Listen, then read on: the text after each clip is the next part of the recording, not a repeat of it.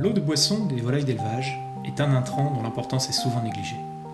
L'éleveur est toujours très attentif à la qualité de son aliment ou du poussin, à l'ambiance du bâtiment, mais parfois moins à la quantité et à la qualité de l'eau distribuée aux animaux. Pourtant, au cours de sa vie, un poulet consommera 2 fois plus d'eau que d'aliments, et la composition physico-chimique et bactériologique de cette eau est susceptible d'influer notablement sur la santé et les performances de croissance des animaux.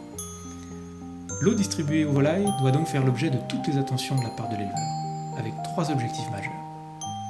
Suivre très périodiquement les quantités consommées, qui donnent des informations sur l'état sanitaire des animaux. Contrôler régulièrement la qualité de l'eau à l'entrée du bâtiment, comme en bout de lime.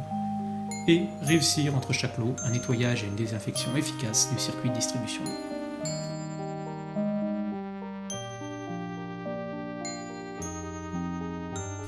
Frégère Dominique, je suis éleveur de poulets, plus bovins. Première chose que je fais quand je rentre dans mon élevage le matin, je regarde ma consommation d'eau. Parce que la consommation d'eau veut dire beaucoup de choses sur la croissance de mes poulets. J'ai toujours attaché beaucoup d'importance à l'eau de boisson. Il ne faut pas oublier que l'eau, c'est le 2e intrant après l'air. On peut classer l'air, l'eau, l'aliment, qui arrive en 3e. Donc la qualité est importante, la quantité est importante. On va surveiller les deux. Dans un élevage de volailles, le niveau de consommation d'eau doit être surveillé et noté tous les jours. L'éleveur dispose de plusieurs dispositifs pour atteindre cet objectif. Un compteur d'eau, un enregistrement automatique sur les boîtiers de régulation d'ambiance, où ces consommations sont enregistrées tous les jours. Chaque éleveur doit noter tous les jours la consommation d'eau sur une fiche d'élevage qui va lui permettre de suivre l'évolution pendant tout le lot. Donc en ce qui concerne la quantité d'eau consommée par jour, elle est enregistrée chaque jour par Dominique, l'éleveur ici, et elle est rapportée chaque jour au nombre de poulets, qui figure sur la première colonne, et ensuite la consommation quotidienne est rapprochée d'une ABAC, d'une norme ici, qui va nous indiquer si on est ou non dans le bon rapport de consommation d'eau par rapport au poids du poulet et au GMQ. Ce sont 2 critères qui vont influencer la consommation d'eau. Nous surveillons la consommation d'eau tous les jours, voire plusieurs fois par jour. Toute évolution à la hausse ou à la baisse constitue un critère d'alerte. C'est un très bon indicateur pour l'éleveur, indiquant la consommation d'aliments, c'est souvent en rapport avec la consommation d'aliments, ou à l'état digestif du poulet, avec toutes les conséquences que ça peut avoir sur la tenue de la litière en particulier, et sur la croissance et l'indice de consommation.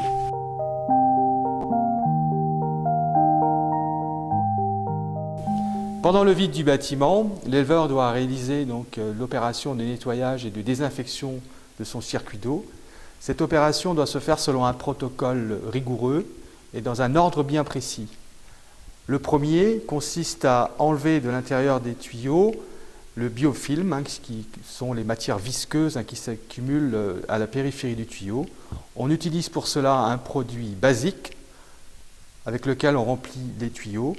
On laisse un temps de contact minimum d'1 heure et l'on rince avec une pression minimale d'1 bar en actionnant donc un dispositif sur le réducteur de pression qui permet d'admettre cette pression d'1 bar.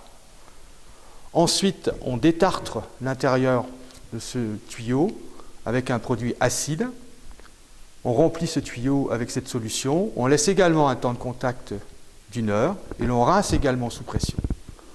Ensuite, intervient la 3e opération, qui est le remplissage de ces tuyaux avec une solution désinfectante qui va rester pendant tout le vide du bâtiment et qui sera renouvelée juste avant l'arrivée des poussins.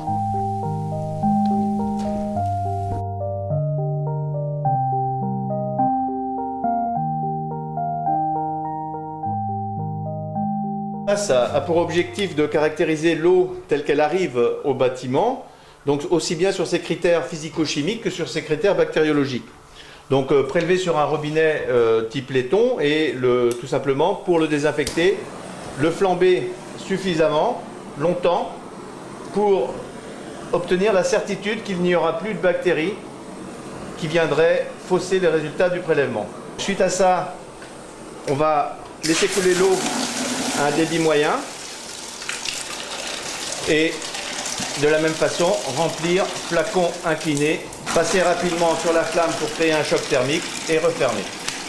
Donc pour le prélèvement, pour l'analyse physico-chimique, utiliser un flacon donc fourni par le laboratoire et plus spécifiquement un flacon contenant de l'acide pour maintenir le fer sous forme réduite et ainsi permettre un dosage précis de ce fer. Et bien sûr toujours identifier les flacons. Donc pour analyser la teneur en chlore de l'eau qui arrive au bâtiment, environ chaque semaine, un prélèvement donc soit en bout de ligne, soit au robinet, dans lequel ensuite on ajoutera un comprimé de type DPD. Donc le test DPD permet de mesurer le chlore libre. Donc après dissolution du comprimé, apparaît une couleur que l'on compare à une échelle colorimétrique qui nous permet de déterminer la teneur en chlore. En l'occurrence ici, on a 2 mg de chlore au sas, ce qui permettra presque assurément d'en avoir en bout de ligne. Donc l'intérêt du prélèvement en bout de ligne est de connaître la qualité de l'eau bue par les animaux.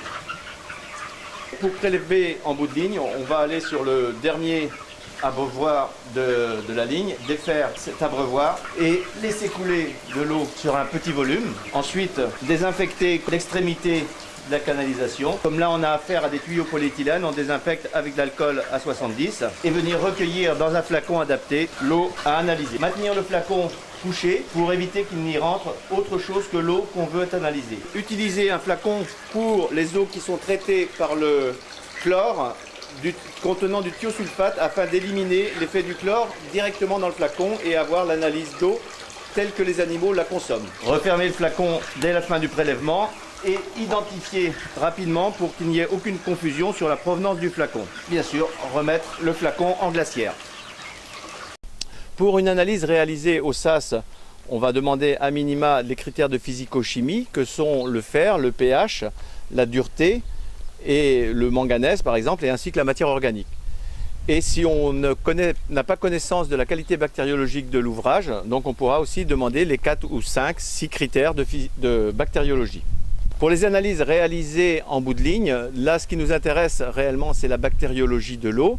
Donc savoir si les bactéries sont maîtrisées jusque la distribution à l'animal. Donc les 4 critères de bactériologie classiques seront suffisants.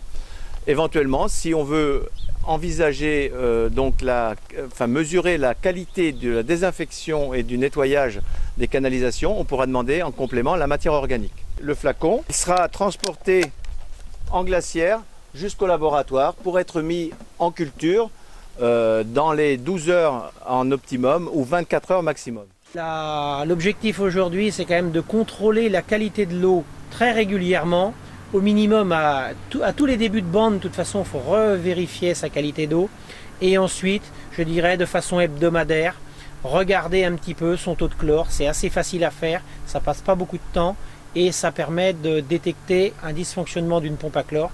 Ce qui m'est arrivé il y a quelques temps, la pompe à chlore pompait et en réalité ça ne sortait pas du tout. C'était une pompe, je dirais, qui devenait en fin de vie. Et sans les tests, on n'aurait pas réussi à diagnostiquer ce problème-là. Et je dirais le plus mauvais diagnostic qu'on aurait eu, ça aurait été de diagnostiquer des problèmes sanitaires sur les animaux. L'objectif aussi, c'est qu'il faut considérer en élevage avicole qu'un poulet, une dinde, une pintade boit quasiment moitié plus qu'il ne mange. Donc c'est très très important de bien